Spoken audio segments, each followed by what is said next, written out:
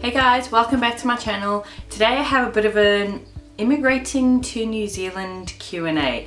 I've lately been receiving quite a few questions about the actual practical process of moving to New Zealand.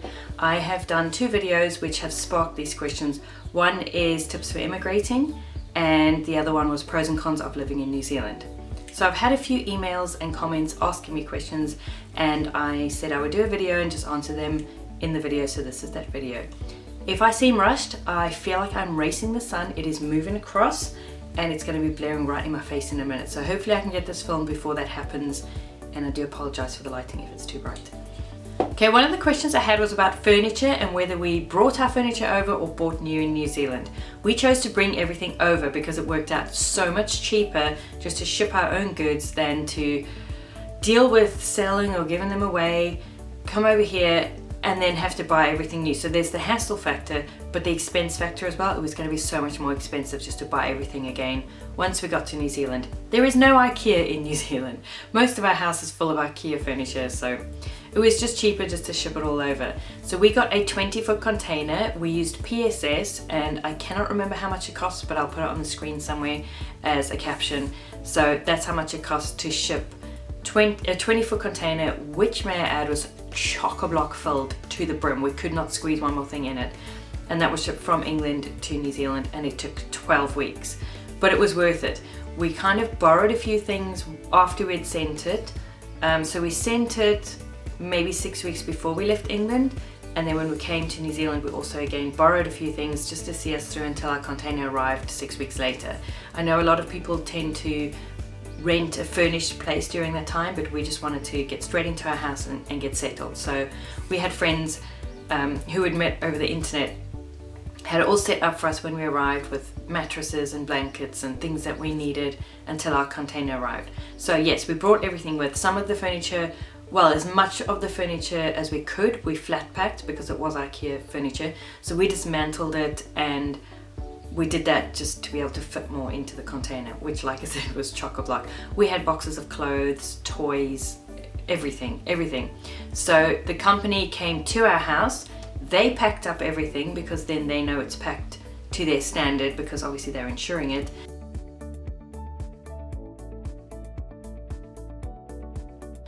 They loaded up the van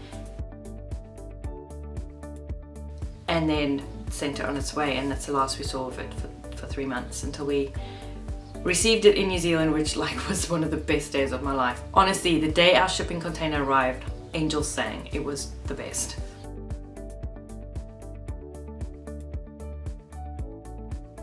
I've also had questions about customs. You won't pay customs fees if it's your own stuff that you're importing.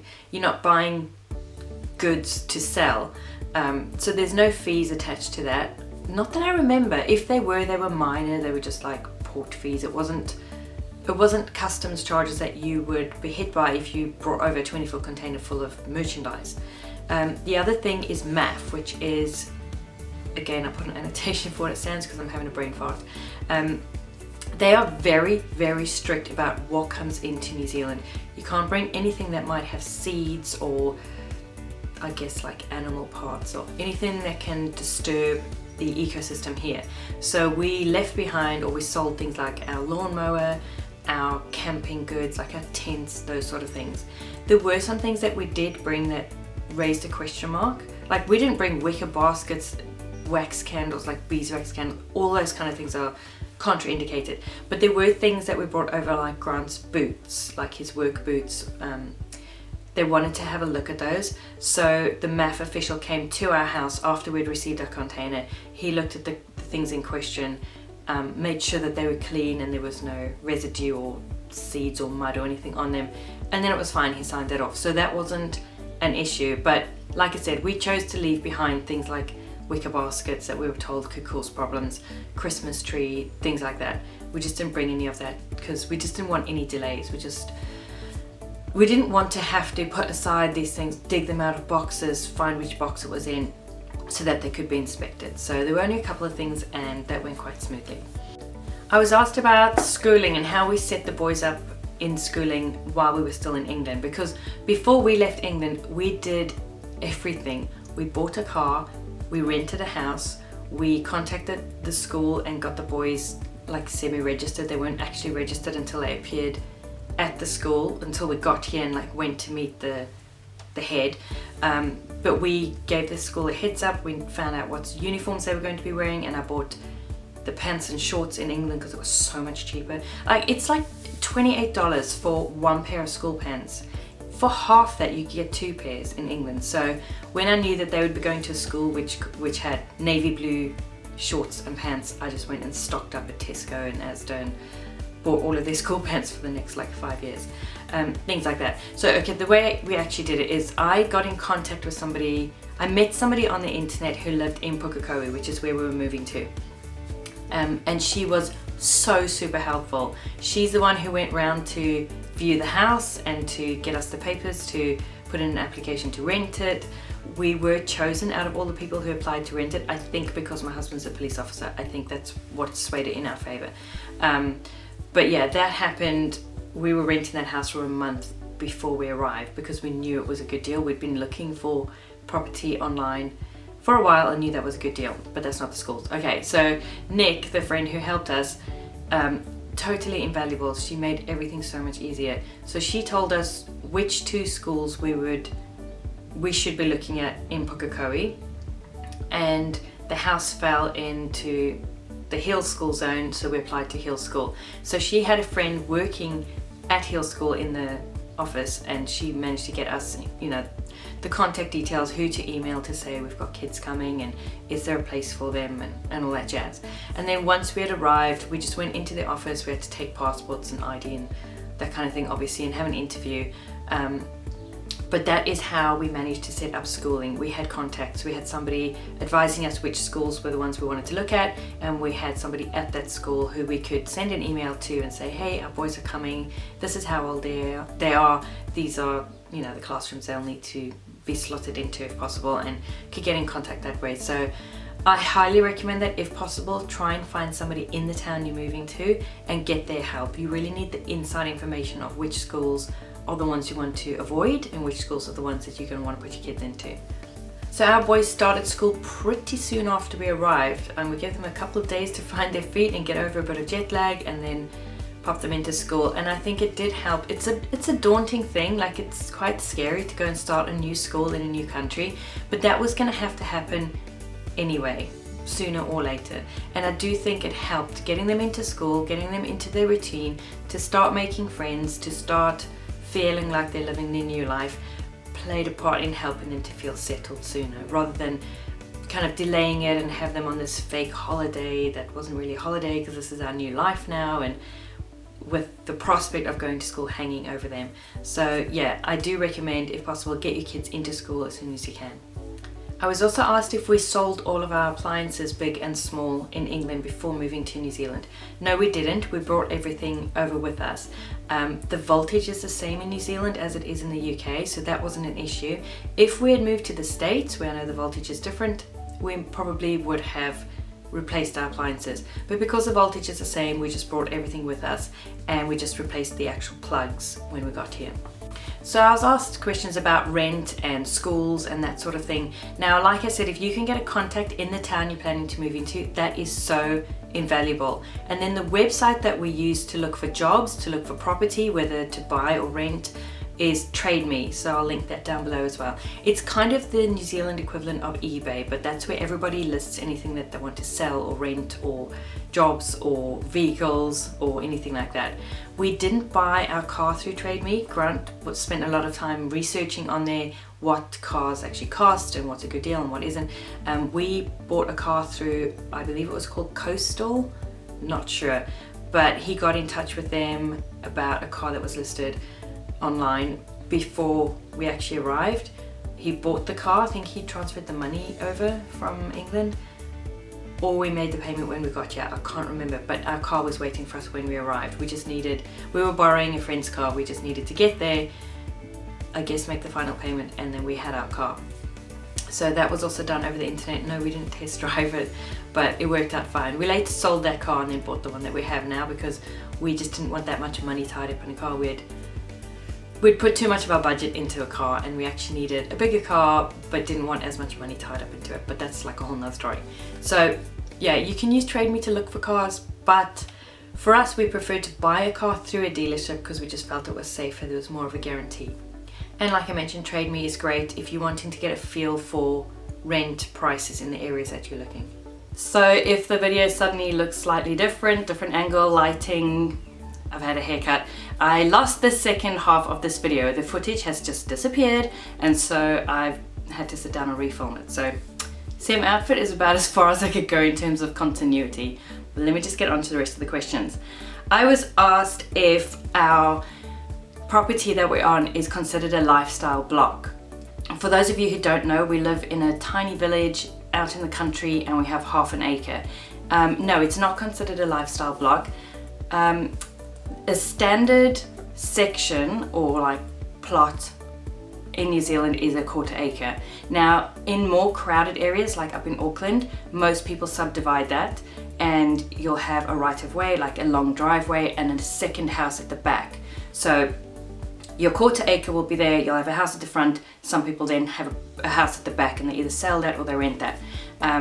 But obviously we don't live in a crowded area, and so the quarter acre lots are pretty much standard here, and we are on a property that has 2 lots, so we have half an acre, but it's not considered a lifestyle block. A lifestyle block is where you have a few acres, maybe, I don't know, 5, 10 acres, 3 acres, whatever, and you kind of outside of town and more, it's kind of like a hobby farm or a mini farm. You don't have to farm it. Some people just like the space around them. A lot of people will get a sheep or a few sheep, like a couple of lambs or a calf or 2, and raise them for a year and then have them slaughtered for meat so they know what their meat has eaten. Some people want to treat it like a kind of mini farm, and they'll have orchards and veggies and chickens and animals and stuff, but that is what a lifestyle block is, and that's like a New Zealand thing. There are magazines like lifestyle block magazines that you can get, so it's not a farm, but it's not just like we have a big garden or a big backyard. That's something different, and that's something that we wanted before we moved to New Zealand. And now that we have half an acre, we're realizing how much work it is and how much money it can take, and we are quite happy with the space that we have. We feel like we have plenty of space, and we like being in the village, and our kids can go and play with other kids, and you know, there's a shop around the corner, and so we are quite happy here. And no, it's not a lifestyle block, to answer the question. Okay, I was also asked, do we regret anything about the move? And do we regret bringing or not bringing anything from the UK when we moved to New Zealand, or doing or not doing something? And I'd have to say the only regrets we really have is when we decided to move to New Zealand, immediately we were both like, we don't want to live in Auckland. Not that we have anything against Auckland, but we know ourselves, we know that we prefer to live in a less populated area. We were like, why would you move halfway around the world and go to the most populated and most expensive part of the country? That just didn't appeal to us at all. Unfortunately, that is where the job was, so we didn't have a choice. We had to start out in Auckland, and then we made the move to Taranaki later. So I won't say that's a regret, because that was beyond our control. It's not like something we chose to do and later regretted. But if we could have, I would have preferred to start outside of Auckland, but that's just us. That's not something I'm like, oh, if you're making this move, rather start outside of Auckland. No, you've got to figure out what the best fit for you and your family is. In terms of things that we brought, I don't regret bringing anything. I also don't regret not bringing anything. We kind of brought everything. We, like I said, loaded that container chock-a-block full. The only things that I really regret is I really wanted to visit Italy and France, but mainly Italy, before we left the UK, and never had a chance to do that. It just didn't work out, and I kind of regret that now, because I would still like to visit Italy, and now it's a really, really long way to go if I ever want to do that. So yeah, try and do the things you want to do in or near your country before you leave, if possible, because yeah, it's gonna be a long while before we ever visit Europe again. It's very expensive, and it is, I mean, we had the shortest flight possible from the UK to New Zealand. We had the shortest, like we booked the shortest, quickest journey possible, and it was 25 hours. You don't ever want to do something that feels good for 25 hours, let alone sit on a plane. But anyway, now I'm getting off tangent. Okay, another question was unforeseen processes or expenses that a family might face when moving to New Zealand. I can't think of anything that was really unforeseen because we had a lot of time. Our process took so long. We did all our research, we did a lot of research. And so if you research well enough, nothing will be unforeseen. If you're not bothering to find out the information, all of the things will be unforeseen, if that makes sense. So kind of the one thing that we didn't really think about was replacing the cost of replacing all of the plugs on our appliances and lamps and clock radios and anything in our house that plugged in. We've had to replace the plug, and when you add those things up, those are a lot of plugs to buy, and so they can kind of get expensive. You can use the adapters obviously for a while, but we just didn't feel they were very, very safe. Some of them would spark sometimes, and plus it just makes your plug stick out like this far from the wall, so they're not the best option. You're better off just changing your plugs, but we did it over time to kind of spread the cost. Another expense you need to be aware of is you are setting up your household from scratch in terms of your pantry items, your cleaning goods, all of that. So all of your spices and herbs and condiments and sugar and cleaning products, everything you're gonna have to buy from scratch, and probably fairly soon. So expect those first few grocery bills to be shockers. You're also gonna be wandering around brand new supermarkets that you've never seen before and wanting to try different products. It can be quite overwhelming. You're gonna be like, there's going to be unrecognizable brands and labels and products. Even if the products are familiar, you don't know which brand is a good one or which one isn't. And yeah, so it's quite fun, but it can be overwhelming at the same time. So expect those first few grocery bills to just be horrendous. You're also going to have things like kids' school uniforms to buy, and another expense that we kind of didn't anticipate but ended up diving into fairly soon was to actually just go out and enjoy the lifestyle. There are so many free things to do, but we didn't have boogie boards, we didn't have beach chairs, we didn't have beach umbrellas, we didn't have a tent and things like that, things that we didn't bring with. We wanted to restock fairly quickly because we wanted to enjoy the lifestyle, and that was an expense that we kind of hadn't really thought about. Two more questions. One that I've been getting is, how do you apply for a job and how do you sort the visa out and how does that work? So the way it worked for us is Grant applied for the job. Long story short, he got the job. He got a provisional job offer. We then took that provisional job offer with our application for residency. We then went and got residency, which the residency was dependent on him doing that job for at least 3 months once we got here. We then took our residency to the job, or to the police, my husband's a police officer, and said, yes, we have residency now, and they gave him the full job offer that was no longer conditional. So that's how it worked for us. Got a provisional job offer, got residency, came back to the job offer, got a full job offer. So that's one way to do it. Different companies do different things. Some companies require you to have permission to work in New Zealand before you even apply to them. You'll just have to see what you can do. Now, we got residency and a job before we came to New Zealand. Everybody else that we have met who's immigrated to New Zealand has come here on a holiday visa, which is 3 months, and you can extend it twice. So they came over knowing they had 9 months to get a job and to get the work permit, and did it that way. I'm not saying that's a right or wrong way to do it. How you do it is completely up to you. We wanted the security of knowing we had a job and knowing we had residency. Your mileage may vary. I'll link to immigration.co.nz. That's where you need to go for all information about visas and study visas and work permits and residency and all of that jazz. So that's how we did it, and that's how other people we know have done it. Now the last question I'm going to cover today is one that I've had a few times and I don't know why. People ask me, how does Australia compare to New Zealand, or what's Australia like, or should I move to Australia or New Zealand? I don't know. I've never lived in Australia. I've never even visited Australia. We chose not to move there. We felt with our research that New Zealand was a better fit for us. We didn't like some of the issues that are there. We heard that there's racism problems, the extreme heat, of course, and all the deadly creatures that want to kill you and things like that. And overall, New Zealand just felt like a better fit, and we have friends here, and like before we arrived, we knew people here, close friends of ours. So all of those factors played a part. You are just going to have to decide for yourself, what do you want for your life? What do you want your life to look like? And make that decision. We didn't visit New Zealand before we came, and like I said, I've never visited Australia. We made the decision just based on research and what we felt would be the best fit for us, and you're just gonna have to do the same for yourself. I can't advise you, I'm sorry. So I hope this video has been helpful, answered some of your questions. If you have any more questions, I will consider doing another video like this.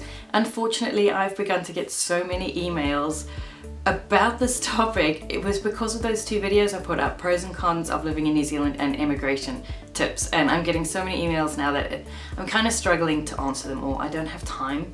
And so that's why I decided to just answer the questions, especially the repetitive questions in this video. So if you have any more questions, leave them below or send me an email and I'll make another video like this, hopefully covering the topic for you and anybody else who may have the same questions. Thank you for watching, and I will see you next time.